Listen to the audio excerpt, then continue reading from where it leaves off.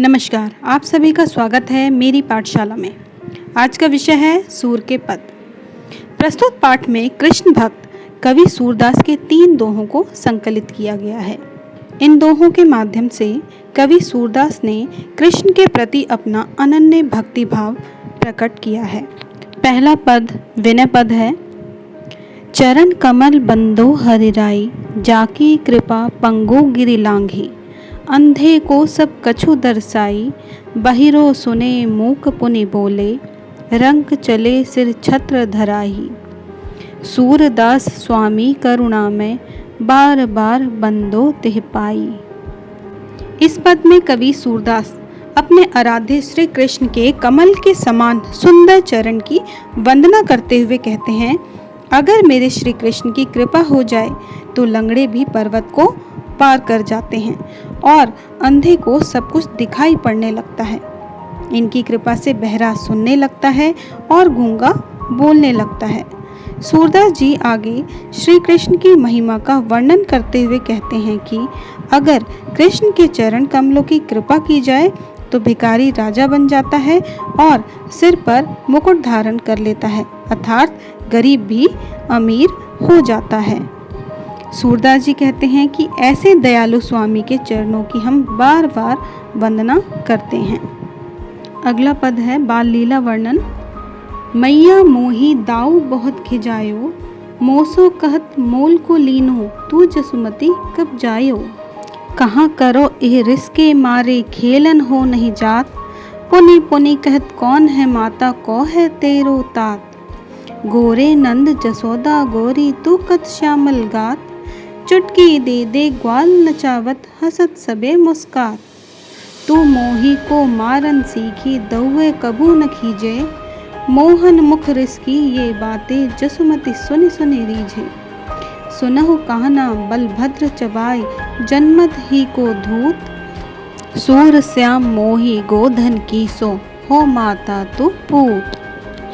श्री कृष्ण जी अपने बलराम भाई की शिकायत अपनी माँ से करते हुए कहते हैं, मैया दाऊ ने मुझे बहुत चिढ़ाया है। मुझसे कहते हैं तू मोल लिया हुआ है। यशोदा मैया भला तुझे कहाँ से जन्म देंगी। क्या करूँ, इसी क्रोध के मारे मैं खेलने नहीं जाता। वे बार बार कहते हैं तेरी माता कौन है, तेरे पिता कौन है।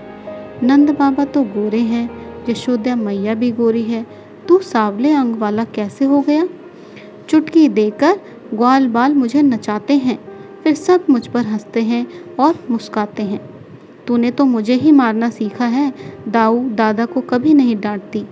सूरदास जी कहते हैं, मोहन के मुख से क्रोध भरी ये बातें बार बार सुनकर यशोदा जी मन ही मन प्रसन्न हो रही थी और कहती हैं, सुन कन्हई, बलराम तो चुगलखोर है, वह जन्म से ही धूर्त है। श्याम सुंदर, मुझे गोधन की शपथ, मैं तुम्हारी माता हूँ और तुम मेरे पुत्र हो। अगला पद वियोग वर्णन से है।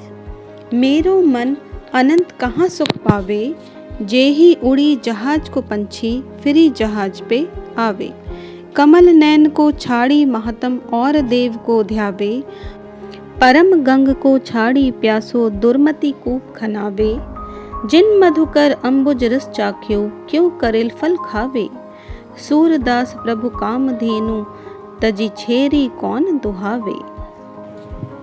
इस पंक्ति में भक्त की भगवान के प्रति श्रद्धा की उत्कृष्ट भावना का उल्लेख किया गया है।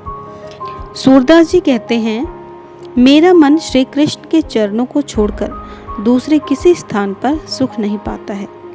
जिस प्रकार समुद्र के बीच चलने वाले जहाज पर बैठा हुआ पक्षी स्थल की खोज के लिए जहाज पर से उड़ता तो है, पर उसे जब स्थल नहीं मिलता तो पुनः वो उसी जहाज पर आकर लौट जाता है। इसी प्रकार मेरा मन सुख के लिए संसार की ओर भागता है और दूसरे देवता की शरण लेने के लिए जाता है, परंतु उधर संतोष नहीं मिल पाता और मैं वापस अपने कृष्ण के पास आ जाता हूँ। और यह उचित भी है, जब मेरे कमल नयन भगवान श्री कृष्ण सबसे अधिक महिमा रखने वाले हैं तो मैं फिर दूसरी देवता के शरण में क्यों जाऊं।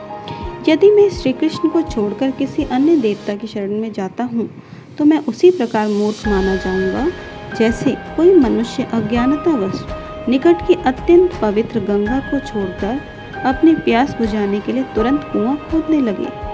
जिस भौरे ने कमल का मीठा रस चख लिया है वह फिर कड़वा फल क्यों खाएगा।